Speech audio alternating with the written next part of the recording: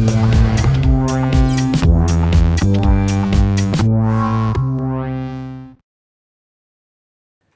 my name is David Dabo, and I'm an architect on the ASP.NET team. And this talk is on ASP.NET Dynamic Data, which is a new feature we've been working on.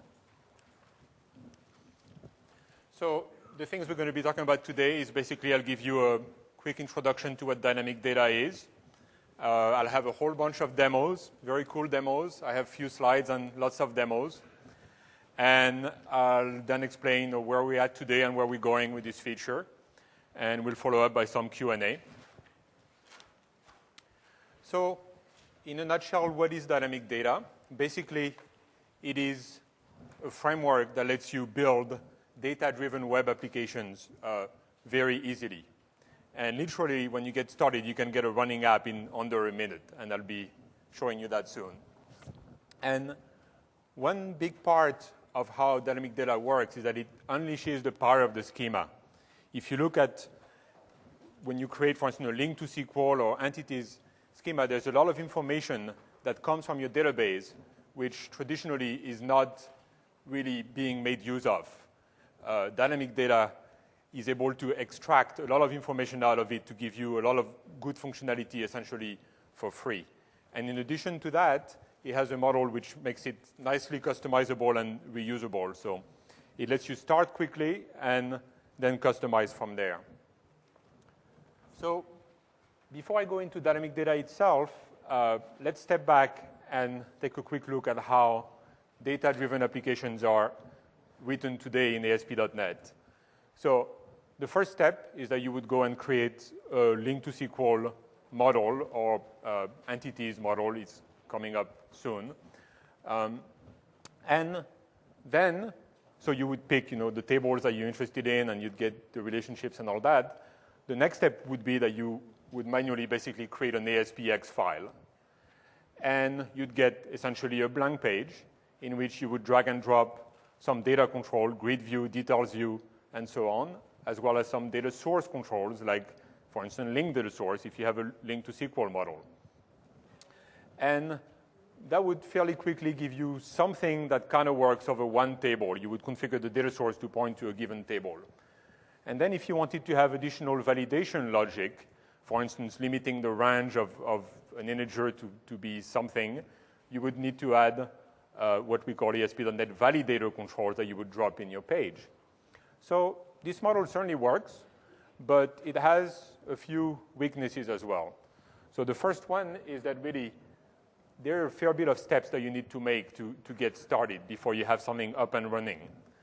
And another drawback is that you end up with a bunch of logic that really lives in the wrong place. And validators are a great case of that. Like if you put a regular expression validator inside your ASPX, you're essentially putting a data restriction inside your UI layer.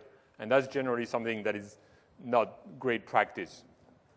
And really, that model ignores a lot of data which lives in your schema, and relationships is a big one. For instance, if you have a product and a product is in one category, there is this many-to-one relationship there, but using a manual ASP.NET page, you pretty much have to manually make use of it. And to contrast that, the dynamic data approach, the first step is really identical. You would go and create your link to SQL model. But that's where the similarity ends, because right away, just doing that first step, you get an up and running website. And of course, it's only a scaffold of a website. It's not customized at all, but it is fully functional and gives you something to look at and to work with right away. And after you have that, you move on to the customization stage, which happens at many levels. And I'll be talking about all those levels, one by one, and have individual demos for each. But to briefly go over it, first you would go on your model and add attributes which tell it, for instance, the example I was giving, having a regular expression or a range on an integer instead of being in your page would be in the model. And then you would deal with something that we are calling field templates, which let you customize the look and feel of individual fields. For instance, you want an integer to be displayed in such and such way. And then there is customization at the page level, And finally, I'll discuss routing, which is a new feature which lets you control what your URLs look like. So let's get started with our first demo. And all I do here is create a new website. And you'll notice there's a new type of website, dynamic data website. I'll just keep the default name. And the first thing that I'll do here is I'll create app data, and I'll just add existing database. So I'll just pick good old Northwind. And now I can add a link to SQL data model that I'll call Northwind. It's telling me it needs to go in app code, which is fine. So far those steps are completely the same as you would do, just plain link to SQL stuff, which I assume most of you have seen. You could also use entities. It would work in a fairly similar way. So now let's go ahead and grab a few tables. So we'll grab the products table, suppliers, categories, and orders. So again, so far, just plain use of link to SQL. I'm creating my DBML model. And now I have one step to make to enable dynamic data. I'm going to my global.asx page, and you'll notice there is this one line that is commented out. This is where you register your model with the dynamic data engine. So it just has a sample type here that I just need to replace with the type that I just created. And there is one more thing I need to do, is tell it to scaffold this model. And just doing that, so I pretty much haven't done anything other than creating my model and turning on this one line. If I run the site, it gives me a list of the tables that I have picked. And I can go, if I click on one of them, it gives me basically a lot of information about that table. So we have a grid here that shows all the items, that supports paging. At the bottom, there is a details view. I can click select on individual rows, and they get shown in the detail. I could page around. I can sort by columns. I can also set filters. So if I, for instance, want to sort by a certain category, I pick it, and as you can see, it's automatically sorted by that. And one thing that you'll notice is that if you look at the products table, it has a foreign key into the category and supplier table, but that column is really just an ID. But here, instead of just showing the ID, we're showing the name of the category and of the supplier. Of course, you may be wondering, how do we decide what to show there? And we have a default heuristic, which I'll show you how to override later. So another thing that's interesting is that if I look at a given supplier here, I can actually click on this link, and it will navigate to a page now showing me this one category. I can also go back. If I click View Products, this is the reverse relationship. It goes back to the product page, automatically sorted, filtered by that particular category. Editing is also supported. So if I click Edit on this row, it goes in edit mode. And what's kind of interesting here is that we are able to infer some amount of knowledge from the schema. And for instance, in Northwind, product name is a required field. If I go and delete it and try to move to the next field, automatically it gives me this error. So essentially, there is an ASP.NET validator that gets cooked up more or less on the fly to do that. Normally, this is something you would have to do manually.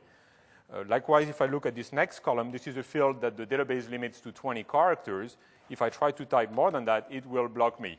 Again, this is a case where this information was found on the schema and applied to the page. Yet another case of that is units in stock is an integer. If I type something different, it detects that as well. If I click Update, I get the standard list of validation errors. So really, you get started really quickly, and you end up with an app that is already fairly rich. Another thing I'd like to show you is if you look at the URLs here, we have those pages that are called listdetails.aspx, and they are sort of all in one page. They deal with the listing, they give you the detail at the bottom. If you say edit, you get inline editing, and same for inserting. So that's a valid model, but there are alternate models that are just as valid. And I'll show you how to switch to a model which uses one page per action. So going back to global.asax, we have a concept of routes. I'm not going to go in full details over them now, but I'll just show you how the default global.asax has the two type of routes there. One is commented out, one is not, and I'll basically just switch them to show you what it does. We'll go back later to look at them in a little bit more detail. So now if I go back to the home page and click on product, now I get to a page which only lists the products, does not show me the details. If I click on details, it takes me to now a details.aspx which does that. I could click edit. It takes me to yet a different page. So this is a good example of just by changing a fairly small thing in the route, you're effectively changing how your application behave.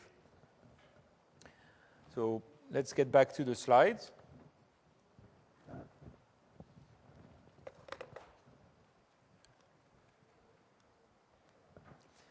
So far, I've created a default app and we've run it. We've made like really minimal changes. And already we've seen how we're able to use some information from the model.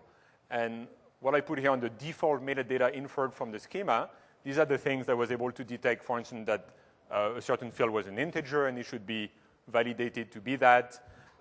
Relationships are automatically inferred, so it shows you, the product category, product supplier, as well as the fact that a field is required or a string has a certain limit. So these are the things that we get essentially for free because that knowledge exists in the database itself and gets carried to the link to SQL model and gets basically carried to dynamic data. But now what about additional things that you may want to do on there? And examples of that include validation that I mentioned earlier. If you want a certain integer to have a certain range or a string to have a certain regular expression, that's information that does not exist, that cannot be inferred on your schema. So you need to add annotations to your model to make that happen. And there are other things that you can put on your model, like for instance, if a column, by default, a column, we only know the name of the column in the database, for instance, product name or units in stock, you can give it a nicer name and you can give it a description, all at the model level. So moving back to our demo here. So what I'll do next is create a class, which I'll just call partial, since I have a bunch of partial class in there. And here I'll do a tiny amount of copying a snippet that I have. Normally, this is something that we'll have design time support to do. Right now, we don't have it, so it's only a small thing. So I'll show you what I just pasted in here. Basically, there is a partial class for product, and this is partial to the class that was generated by the link to SQL model. If you look under the DBML file, there is this designer class here, which has all the entities. And what I'm creating here is a partial class for it. In addition to that, I am creating a second class, which is the class on which we put the additional metadata. And I have an attribute that links the two together. So let's take an example and see what we can do with this metadata. So what I'll do here is create a property that is named after one of the fields. So for instance, units in stock.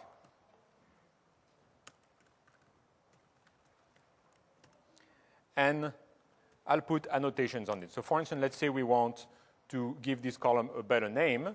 Well, we'll set its display name to be whatever, my units. Just keeping things simple for illustration, not trying to make them particularly fancy. And in addition to the display name, we could put a description, which is more of a longer string describing it. I say, well, this is what's left. Okay, so let's see what happens when I now refresh my page. And the first thing you would notice here is that this column, which used to be units in stock, now says, it recognized the name that I gave it on the model. So again, this is a great case where you could very well put this information in the ASPX, but it's not a good approach because you may have other pages that also want to make use of that name, and you would need to replicate logic. The model is where that belongs. And also, if I say edit on one of those rows, and I hover over this, my unit here, I get a tooltip, which is the description that I just entered. So same comment on that. This is information that is general to your model, and you don't want that to live in the page itself. So let's see. Another thing we can do on this field is set a range for it. So let's say that for whatever reason, this units in stock should only be between 0 and 150. So what happens now? So I'm still in the edit page, and I go to this field, my units, and if I enter something that is larger, automatically the range that I put on the model is recognized and applied to the page. So yet another case where normally you would probably put a validator directly in your page and configure it right there. And if you had a different page, you would have to replicate that information or go out of your way to share it. So yet another kind of validations that is supported is the built-in link to SQL partial method validation. I don't know how many of you are familiar with this. The way this works is that you put a partial method here, which you could call, for instance, on product name changing. And this is a method that gets called whenever the product name changes. And here you can have like arbitrary logic. So let's keep it really simple for illustration, that if it starts with a lowercase a, we'll throw must not start with a. I'm sure I'll get low mark for originality, but hopefully it demonstrates the concept. Huh? No, it works anyway. So it's one of my devs trying to disturb me. So if I refresh now, and I try to change the product name to something that starts with the lowercase a and update, well, I get this error popping up here. So this is yet another case. Like in a standard ASP.NET page, if you do the same thing, you will get that exception, but not like this. You'll get the big blue page, basically a yellow page, whatever, standard error page. Here you get the error that is pretty much where you want it. So going back to the slides.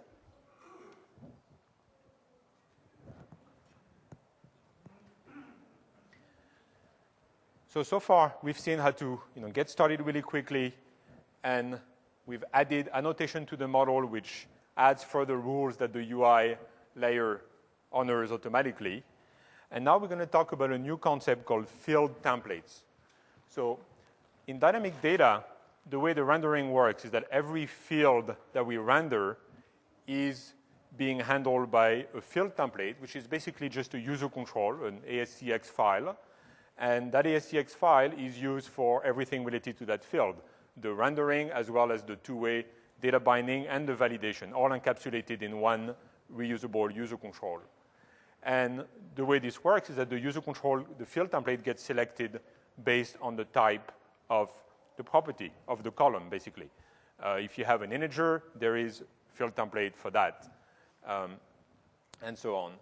And the nice thing about field templates is that they are very customizable. You can go, so when you create a new app, it comes with a number of them. You can modify them. You can also add new ones. So going back to our demo. So first, before I start changing field templates, I'll show you where they are. Like when you created this new app, you have this dynamic data directory, which I haven't discussed yet. And there are a few things in there. And the one we're looking at right now is field templates. So what it contains is a bunch of user controls. And to show you that there's really no magic in there, I'll open one of them, say boolean.ascx, which is the user control that gets used to render and to handle all Boolean fields. So just to show you how it affects the field, if I was to say something like back color equal red, and I'll just type some hello field here. If I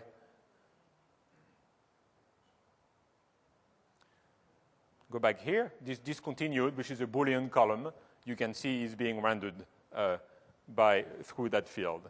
So I'll go and remove those ugly things. Just to show you the rest, so this is the markup. There's also the code behind. And there is very little magic here. It's fairly simple. All this really does is it has a special base class, field template user control. It can get the current value from the database, and it basically sets it as the current state of the checkbox. And then for editing purpose, we have another Boolean edit, and that one does an additional thing, which is the reverse. At the time you update a row, it's going to grab the value from the checkbox and stuff it in the dictionary, which basically adds it to the update. So this is, you can go and modify those. Another thing you can do is if you find some existing field templates, you can add them to your applications. And here, I will import a few that I have created separately.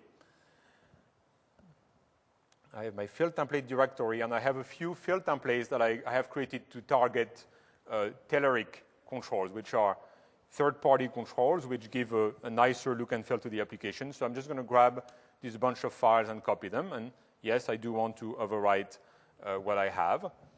And let's see what happens now. If I go edit on the field, well, now the UI looks a little bit different. For instance, here, unit price, or my unit, if I try to type something that is not an integer, it complains right away. This is no longer a text box. This is now the Telerik edit box, rad box, I don't know what they call it, control. I can go up and down, do things like that. Likewise, the supplier, this drop-down is there, so it looks a bit nicer, it's smoother. Another thing I can show you that's kind of interesting is in the orders page, there are some dates. If I go and edit one of the rows, normally it would just be text editing of a date string. Now there's a calendar control. That happens because I replaced the date time field template by one that uses the Telerik control.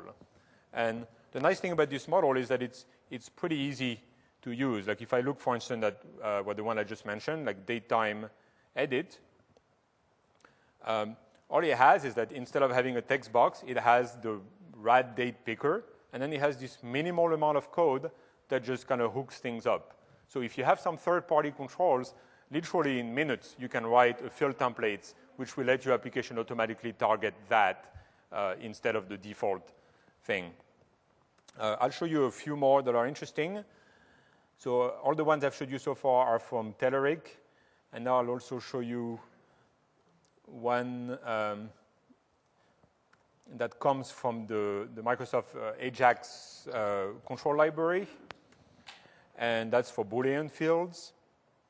So, sorry, one thing I forgot to mention is that when you change your field templates, you kind of have two ways of going about that. You can either completely replace the one that handles integers or date time, and this will affect all date time, all integers. But in some cases, you don't want to do that. You only want to do that for one particular field. And the way you do that is by having a field template which has a different name. Like, for instance, here, I still have my Boolean, but I also have Boolean Ajax. And what I need to do here is I go back to my model, and, sorry, wrong file, and I will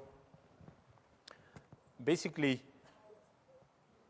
add the same thing here for my discontinued column. So discontinued was the one Boolean column we were looking at.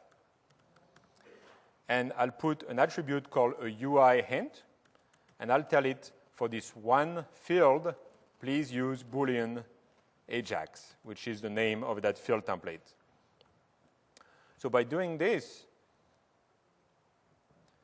you are affecting just the one control that you are choosing. So let's go back to the product page. And now, as you can see, discontinued is being showed with some thumbs up, thumbs down UI. This is straight sample out of the Ajax control toolkit. If I go edit, you get to switch it, and I can update. You get the idea. Yet another one I'd like to show you is another very cool control from Telerik that replaces the text area by a very nice rich text control. In order to do that, there's just a couple additional things I need to do because it comes with a spell checker, and I need to just grab their one of their spell checker file, and I just need to, let's see, my app is website 2.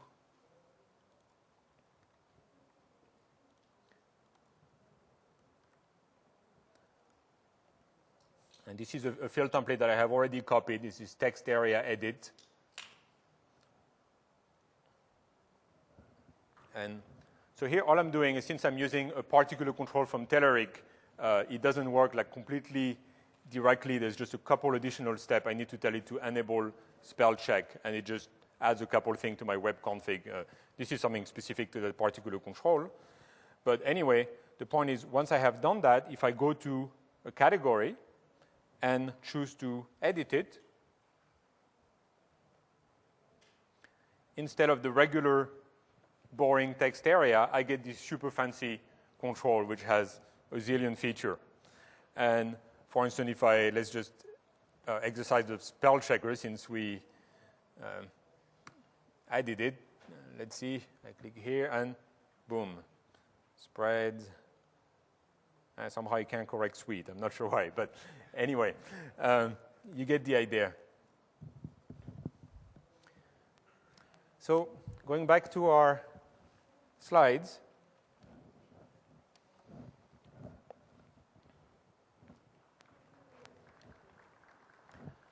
So up to this point, we've basically seen, we've started the app, we've added annotation to the model, and then we've started going into field level customization. And we've seen we have a very powerful model that lets us encapsulate little pieces of UI and very easily reuse third-party controls. And in two modes, one where you globally replace for any particular field type, and alternate model where you selectively do it for one via the UI hint. Actually, there was one more case, sorry, that I forgot to show that I think is worthwhile. Since we have time. It's for these units in stock. We do have an additional, so since we have a range set on it, it makes sense to use a slider control instead of a plain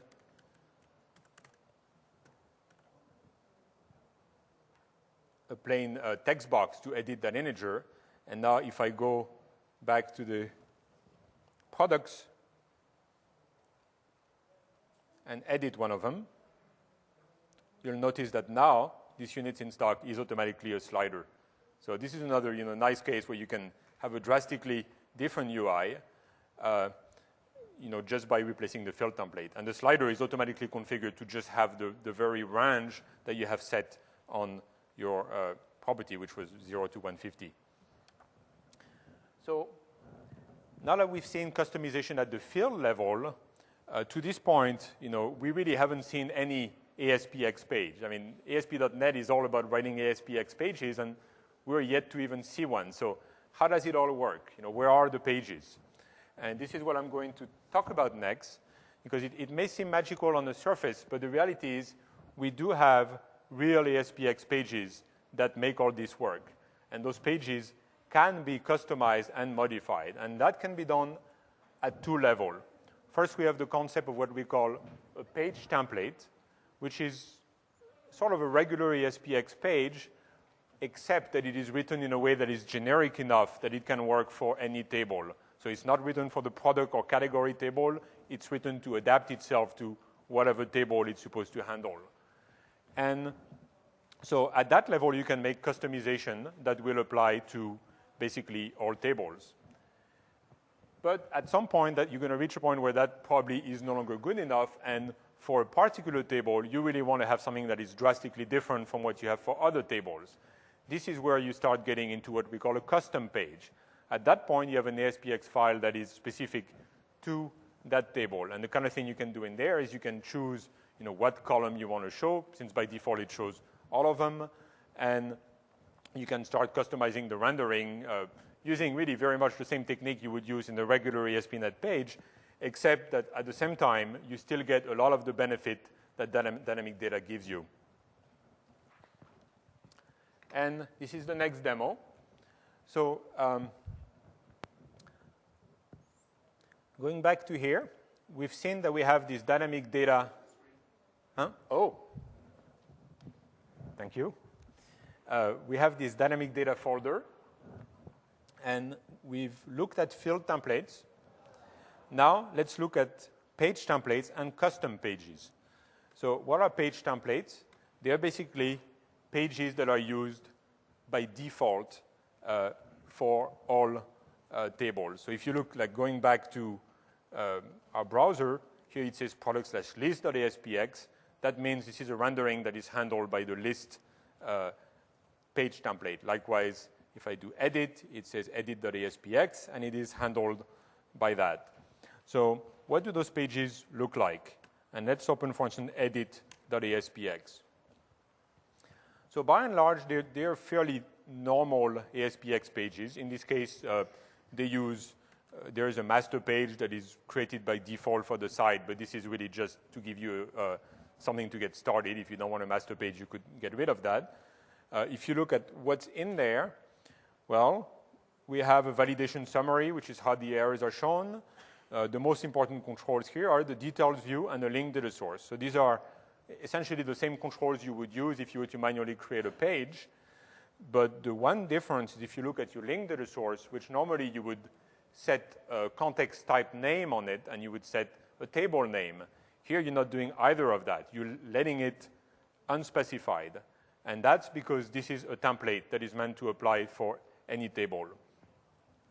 So first, let's just do some very basic changes to show you that we have customization at the page level. If I was to make just some very simple change here and refresh, well, you see these changes applied here. And if I was to go to a different table, like category, and I say edit, you would see it as well. And that cool control again. Of course, this is a very simple change that I made, but you could make fancier changes. I mean, you can make pretty much any change to this page up to the point where you start wanting to make changes that are specific to a given table. Once you reach that point, this is where you have to get into what we call a custom page. So what's a custom page? Well, we have a folder that has that name, but it's empty. Well, there's some README file in there, but there's no ASPX. So the simplest way to get started with that is to just grab the template page and to put it. So first, sorry, missing one step is on the custom pages, what you want to do is create a folder for the specific table that you want to work with. So products. And then I'll take this edit and I'll copy it in here. What this is saying is that, for all tables, continue to use the page template, but for this one table, use that one instead. So if I open it, obviously it looks the same because I just copied it. But if I write something different here, and if I refresh here, you don't see this. Why? Because, well, I'm looking at categories right now, and that's still using the page template. But if I go back to products and edit a row, now we see that this change is effective. So, of course, these are kind of useless changes I'm doing for demonstration. But what kind of real change would you want to do?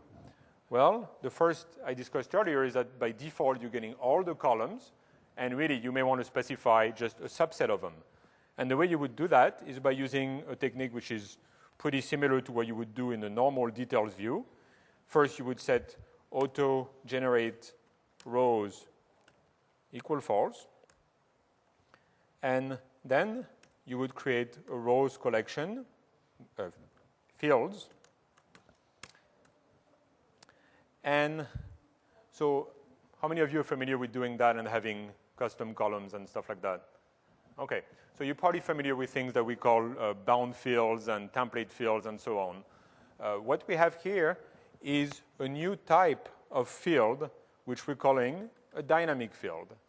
So what this field is about is basically hooking into the dynamic data engine.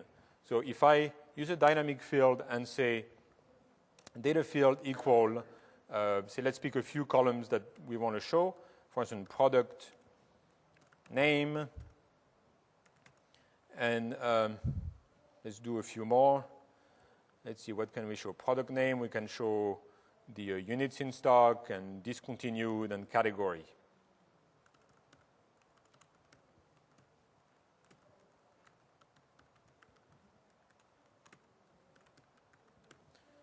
Okay. So now, if I go, so to be clear, I'm really only affecting my edit page here. If I go back to the list,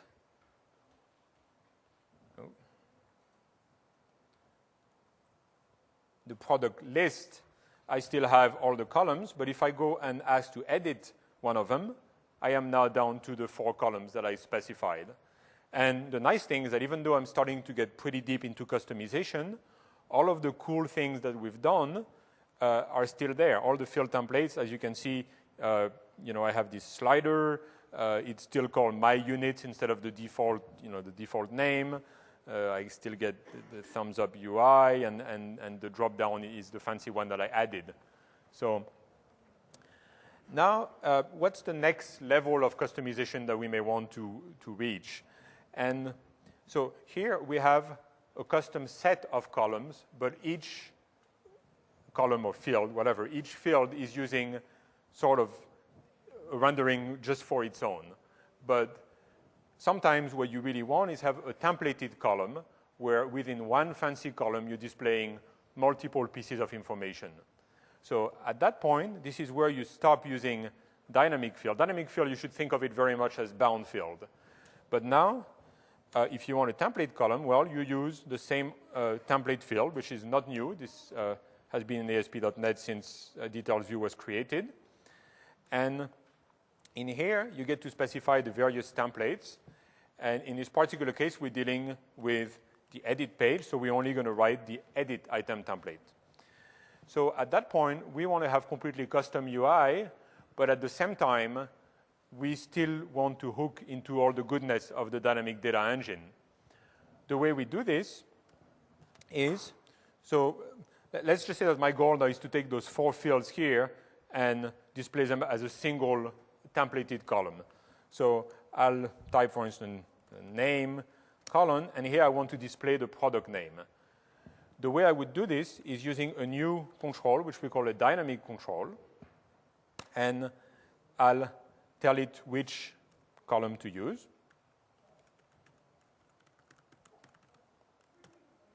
I also need to tell it that it should be in edit mode and not insert or read only. And of course, run that equals server. And let's just put a little BR. I'm not doing fancy HTML or anything, but let's just add a few more. Basically, those 4 fields, I'm going to add them individually inside my template. I don't want those IDs, so I'll get rid of them. And let's just copy all of those columns into here.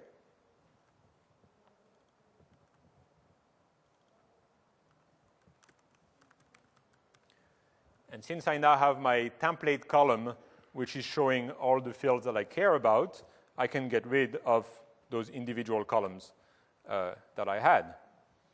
So let's see, oops, and of course I may want to say something nicer, and you get the idea. This is discontinued and my category. Now if I refresh my edit page, well, I now get a details view that has a single column that has exactly the rendering laid out as I specified it.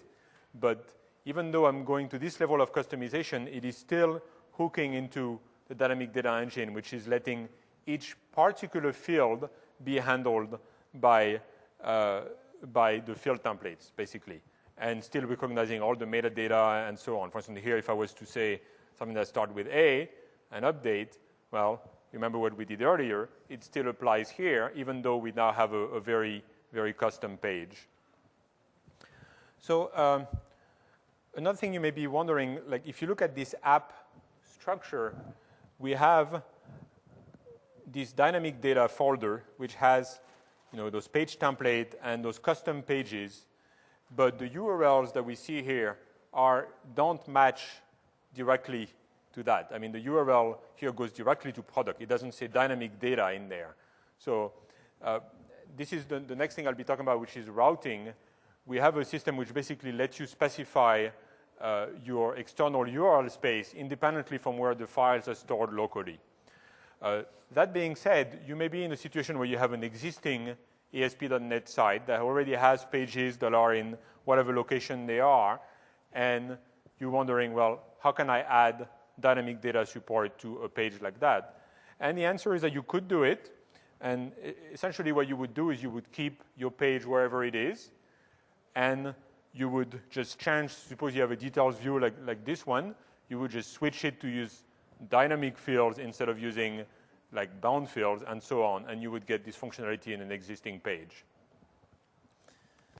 So, going back to the slides. Okay, so I started discussing how the concept of routing. So routing is an interesting topic and is a little bit of a departure from the way you may be used to thinking about URLs and local files. So typically, if you have an HTTP request that looks like myapp/subdir1/subdir2/foo.aspx, well, you go on your server, that's where the file is. But with routing, essentially, you are separating the concept of what you want your external URLs for your customers to look like and where the files are inside the app.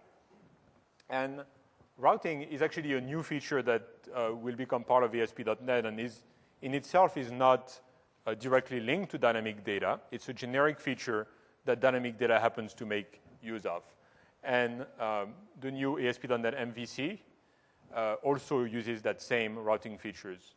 I assume some of you have maybe played with ASP.NET MVC. So I think there is a talk on that tomorrow. So anyway, the point is that we have this core new routing engine that both features use. So I'll show you a little bit of that. Going to my global.ascx here. So earlier on, I'm sorry. Thanks. The first thing I had shown you, I had put this register context line just to register my context. And then you had seen me earlier on comment out those two routes. Comment those two routes and remove the comment from this one. And this is what switched me from the all-in-one mode to the mode where I had individual pages. But routes are actually very powerful, and there's a lot of things you can do with them. So let's take a little closer look at the route we have here, the one that we're using right now, which is giving us a different page for each action, for listing, for editing, updating. And we have first a path, and what it looks like is table name /action name.aspx, which is exactly what we have here, products edit.aspx. But what if that's not the path that you want? So for instance, say you want your path to look like mix, and let's switch the order of table and action. And let's dump the extension. And just doing this, I'm not changing any files, any like ASPX, I'm not moving anything around.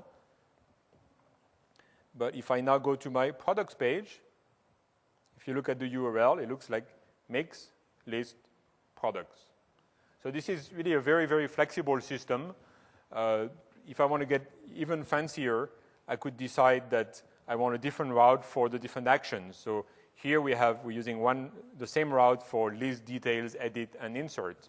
If you wanted them to be different, well, I could just copy this and limit the action to a subset of them. For instance, let's have edit and insert go one way, and list and details go a different way. So let's just put a slight difference in here. Now, if I go back, if I go to the product list, it's using the MIX2 pattern. But now if I go and edit it, it's using the MIX1. So you really can get pretty fancy with those routes. But the core idea to remember is that there is this separation between what you want your external URLs to be and where your local files live. Like if you want to change your external URLs, you don't need to move all your files around to match what you want your external feature to be. And that's a pretty powerful concept, even though it's a bit of a departure from the standard way of doing things.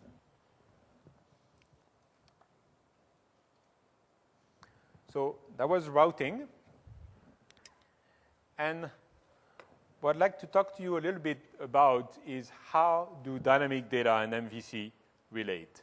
So everything I've shown you today obviously is not MVC. I mean, it's using standard ASP.NET control and pages, grid view, stuff like that you would not use in MVC. But what about MVC support?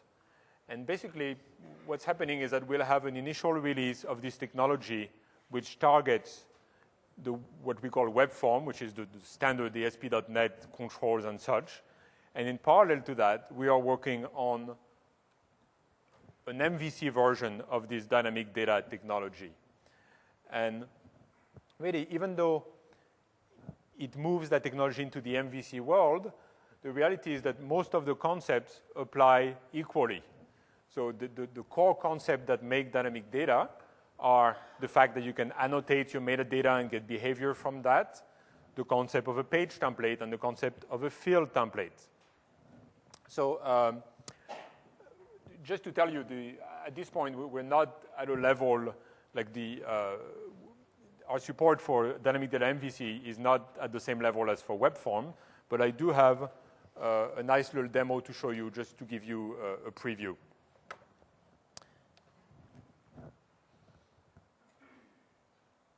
So this is a little blog app that I wrote using essentially a prototype of dynamic data for MVC.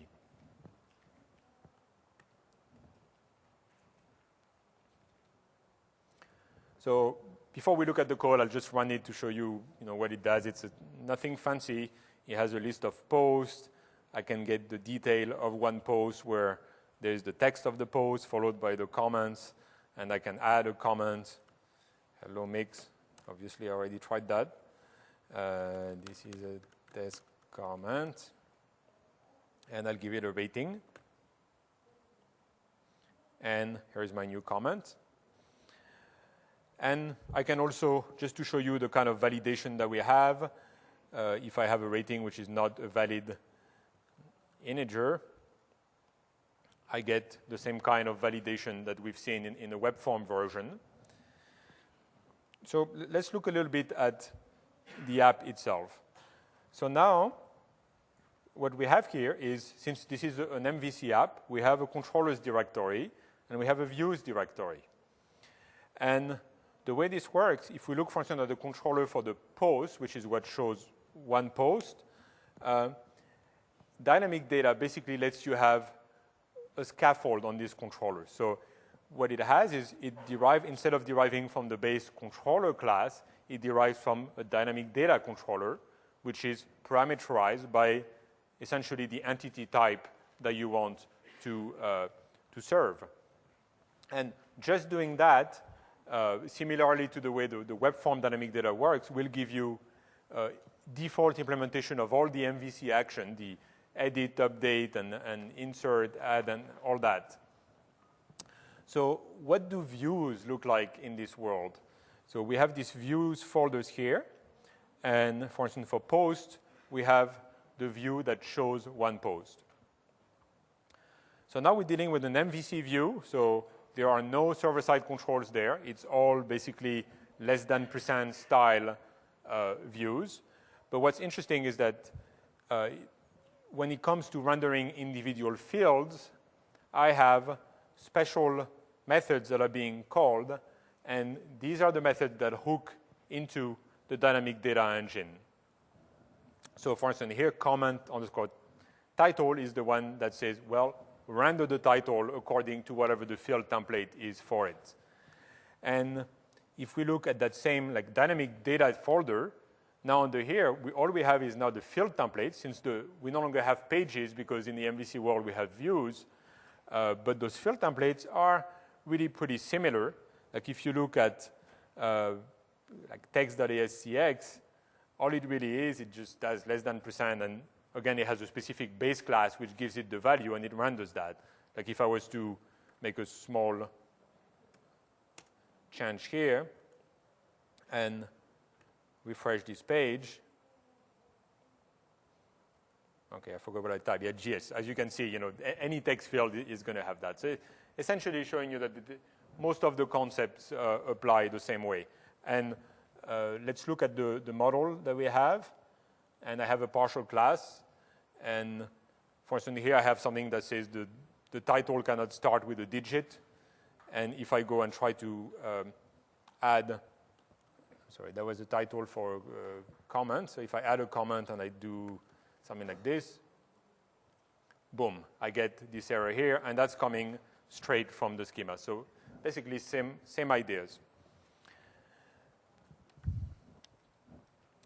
So this is most of what I had to show you today. A few final thoughts on that is, so first of all, we have a preview of that's already been out since December. Not sure if any of you have tried it. What I showed you today is quite a bit newer version of that, but still in essence it's the same technology. So if you want to try it today, all you need to do is go to the ASP.NET sites, and on the download you'll see December preview, and you can download those bits. We do have a new build, which is much more similar to what I showed, which is coming up in a few weeks. For other places to go for more information, I think you'll get a copy of those slides, so you don't need to try to copy URLs, but we have an ASP.NET forum specific to this technology, as well as a few blogs from myself and other members of the team.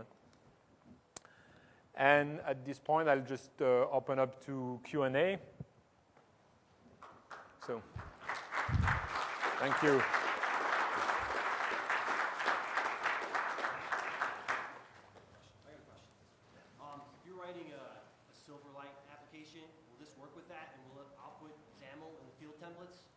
No, this is a technology that is targeting the more like traditional style ASP.NET app. We do have other technology in the making that are longer terms, which will have similar principles but target Silverlight.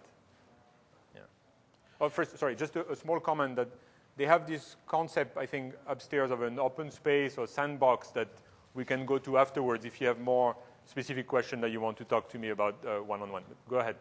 Is there an opportunity to use the ASP.NET role management for security? That's a good question, and basically the answer is dynamic data does not claim to replace all of ASP.NET with an alternate thing, and it does certain things automatically. But when it comes to things like role manager and generally how you want to implement security in your app, you would basically use the existing functionalities that is in ASP.NET, because really these are all it looks magical at first, but when it comes down to it, they're standard pages, and you can use those same things. So there's no attribute?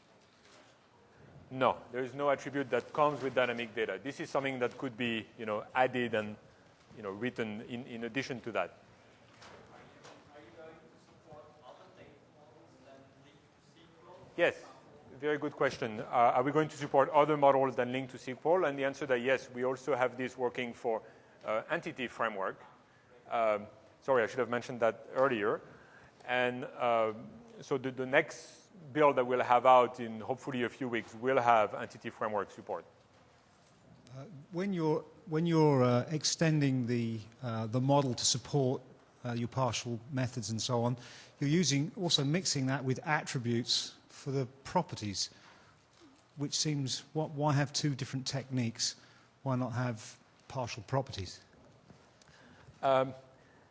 That's a good question. I think you're referring, let me go back to, so you're basically asking, why do we have this extra class here? Or, oh, I'm sorry. No, it's not that you've got the extra class. I understand the extension there, but you're using the partial methods there, and you've got your own product name changing and so on. Yet in order to implement the functions, the constraints on properties, there, you're decorating the methods with attributes as opposed to implementing a first-class kind of language feature like you have with the partial methods. Yes. Well, I mean, first of all, there's different type of validation. Sometimes you want to do it code-driven, where you want to have arbitrary logic, but the advantage of having an attribute with a well-defined semantic is that the dynamic data engine itself can understand what that means. And in the case, for instance, of range, that gets translated into client-side validation. While if you have custom logic where you write, if some condition applies and, fail, this is something that is purely server-side. So for the type of validation that can be expressed more declaratively as an attribute, we have an opportunity to give better UI that translates on the client. Yeah, but that doesn't give me the ability to extend that functionality. I can with the partial methods, I can do what I like. Here I can only use the attributes you say I can use. Is that right? Oh, no, because we have a model. I mean, this is just a basic set of attributes. We have a model for extensibility model. You can write your own attributes that do whatever check you want. Okay, thank you. I got a question. What about multi-language support for attributes such as display name and description? Yeah, see, for multi-language support for attribute and description, basically the way it would work is that if you want it to be localizable, you would put a resource key in there, which would then go into the resource. By default, you can just hard code a string if you only care about one language, or you can have that extra support.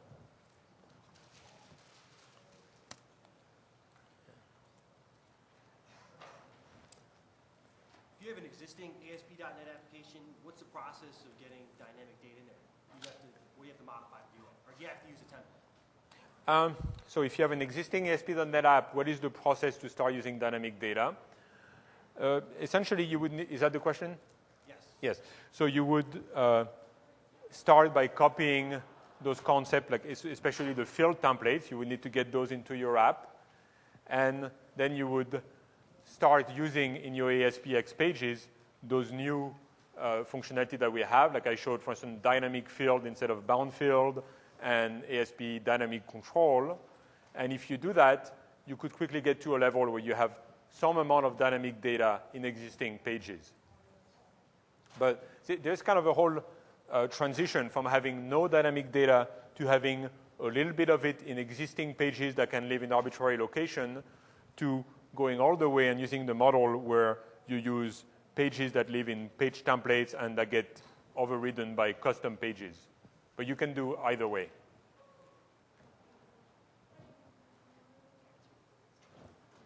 Yep.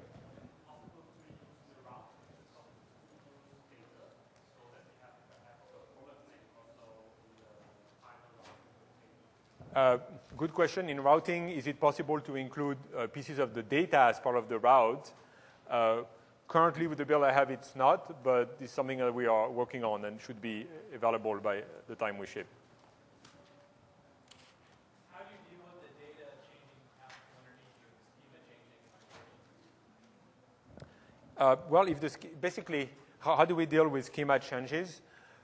We are based, suppose you use a link to SQL model or an entities framework model. What the dynamic data engine sees is that.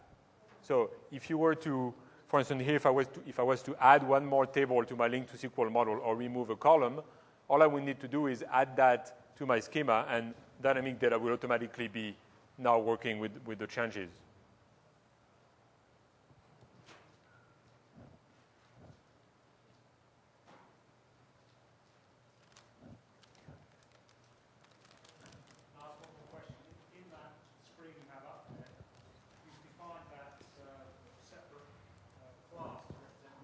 Yep. Why is that necessary? Why can't you just put the... Yes.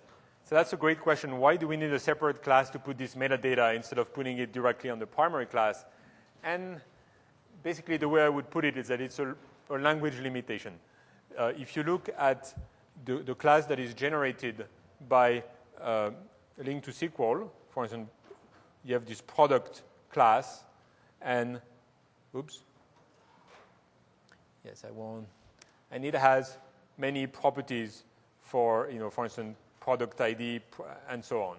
So if you were to put the metadata directly in this generated file, it would work fine. But that's a terrible idea because it's a generated file and it would get overridden. And the language limitation, which is being worked on, but currently in C#, there is no way that you can, via a partial class, add metadata to an existing attribute. That's why we have to resort to this mechanism. Ideally, we would have the concept of more of a, add metadata to this property defined on the other side. It just can't be done today.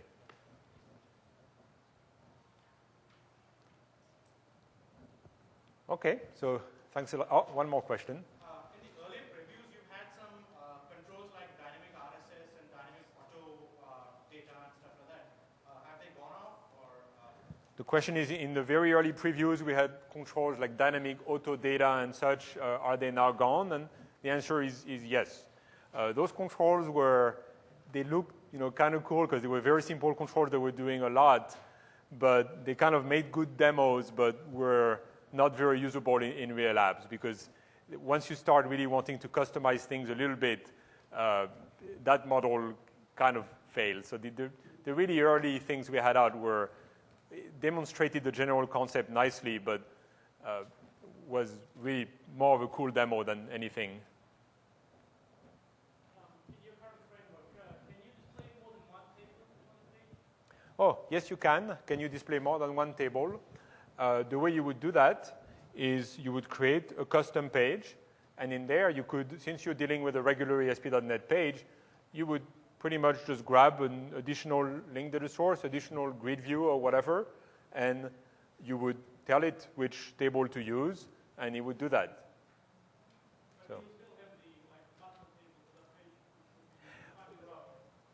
But would you still have the model where the page is matched via the route? Well, kind of yes and no. There would be the concept of the primary table for that page that leads to that, and that really needs to be only one, typically. Like you have a page that is primarily about, say, the details of a product. But then if on that same page you want to show like the details of the particular category that product is in, that would be additional markup that gets put there.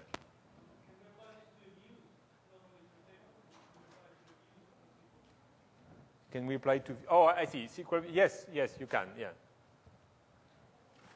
Well, the difference that with views, you get a read-only experience because they are not editable.